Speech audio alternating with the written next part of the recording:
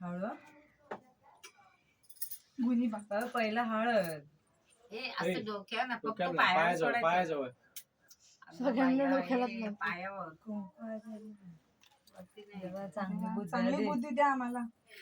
बुद्धी पण द्या आणि बुद्धी पण द्या. कुठे ते त्यांना ती प्रसाद घेतला. काय कमी होऊ दे. हे घे. हे थांब सर बाबू, आधी हळद एवढं नाही थोडस खा. पायाजवळ